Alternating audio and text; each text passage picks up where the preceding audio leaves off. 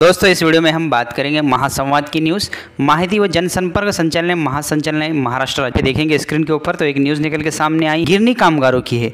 अब यहाँ पे देखेंगे गिरणी कामगारांना मुंबईत घरे उपलब्ध करून देण्याबाबत NTC समवेत तातडीने बैठक घेण्याचे उपमुख्यमंत्री एकनाथ शिंदे यांचे निर्देश। स्क्रीन के ऊपर देखेंगे जो गिरणी कामगार है, ये बहुत सारे इनका जो संगठना है गिरणी कामगारों की बहुत बड़ी संगठना है। महाराष्ट्र के अंदर बहुत सारे जगहों पर गिरणी कामगार काम करते हैं। तो यहाँ पे अगर देखेंगे तो गिरणी कामगारांना मुंबईत घरे उपलब्ध करून देण्याबाबत NTC समवेत तातडीची बैठक घेण्याचे आश्वासन निर्देश उपमुख्यमंत्री एकनाथ शिंदे यांनी दिले। तो यहाँ पे आप देखेंगे दोस्तों, गिरणी कामगारांनी मुंबईसाठी त्याग केला आहे, त्यामुळे कामगारांना मुंबईत घरे देण्यासाठी आमचे प्राधान्य आहे। जास्तीत जास्त कामगारांना घरे उपलब्ध करून देण्यासाठी NTC समवेत तातडीने बैठक घेण्याचे निर्देश उपमुख्यमंत्री एकनाथ शिंदे यांनी आज दिले। याशिवाय शेलू आणि वांगणी येथील घरांच्या किमतीत कशा कमी करता येतील या संदर्भात उपमुख्यमंत्र्यांशी चर्चा करून असे आश्वासन उपमुख्यमंत्री श्री शिंदे यांनी आज गिरणी कामगारांना दिले। आता उपमुख्यमंत्री एकनाथ शिंदे यांनी गिरणी कामगारांसाठी एक निर्देश जारी केला आहे। ते काय आहे इथे याच्यामध्ये आपण बघू शकता व्हिडिओमध्ये।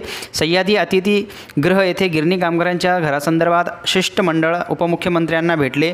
त्यावेळी झालेल्या बैठकीत उपमुख्यमंत्री श्री शिंदे बोलत होते। उपमुख्यमंत्र्यांनी घेतलेल्या निर्णयाचे कामगारांनी स्वागत केले। बैठकीस राज्यमंत्री पंकज भोयर, माजी मंत्री रामदास कदर, कालिदास कोळंबकर, माजी खासदार राहुल शेवाळे, उपमुख्यमंत्री प्रधान सचिव सोना, गृहनिर्माण विभागाच्या अप्पर मुख्य सचिव वालसा नायर सिंग, म्हाडाचे उपाध्यक्ष संजीव जयस्वाल, म्हाडाचे मुख्य कार्यकारी अधिकारी मिलिंद बोरीकर यांच्यासह गिरणी कामगार संघटनेचे पदाधिकारी उपस्थित होते। तर मित्रांनो, आपण पाहू शकता आमचे जे आपले जे उपमुख्यमंत्री आहेत एकनाथ शिंदेजी यांनी हे आढावा बैठक घेतली आणि त्यामध्ये गिरणी कामगारांचा प्रश्न मार्गी लावला। उपमुख्यमंत्री श्री शिंदे यावेळी म्हणाले, गिरणी कामगारांना मुंबईत घर मिळावे ही शासनाची प्रामाणिक भावना आहे। त्यासाठी मुंबईत किती जागा उपलब्ध होऊ शकते यासाठी NTC सोबत बैठक घेण्यात येणार आहे। या सर्व बाबीचा विचार करून गिरणी कामगारांना घरे उपलब्ध करून देत आहोत। मुंबई महानगर प्रदेशात देखील घरे उपलब्ध करून देण्यासाठी शासन प्रयत्नशील आहे। आतापर्यंत 15,770 घर गिरणी कामगारांना दिली। आजपर्यंत सुमारे 1 लाख गिरणी कामगार पात्र असून त्यांना घरे उपलब्ध करून देण्यात येतील असे आश्वासन उपमुख्यमंत्री श्री शिंदे यांनी म्हटले। राज्य शासनाच्या माध्यमातून MMR परिसरात विविध पायाभूत सुविधा उपलब्ध करून देण्यात आल्या आहेत। दळणवळणाच्या सुविधेचे जाळे भक्कम करण्यावर भर दिला जात आहे। अशा परिस्थितीत गिरणी कामगारांना MMR क्षेत्रात घरांना प्राधान्य द्यावे असेही आवाहन यावेळी उपमुख्यमंत्री श्री एकनाथ शिंदे यांनी यावेळी गिरणी कामगार संघटनेच्या काही प्रतिनिधींनी सेलू भागात बांधलेल्या घराच्या किमतीत कमी करण्याची मागणी केली।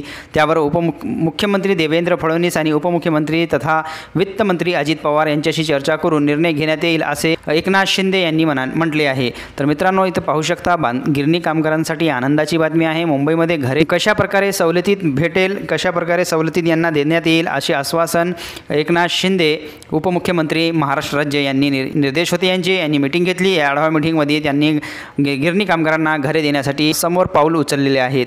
तर ही होती छोटीशी माहिती कशी वाटली आम्हाला कॉमेंटमध्ये नक्कीच कळवा। माहिती चांगली वाटली व्हिडिओला लाईक आणि मित्रांमध्ये शेअर नक्कीच करा। भेटूया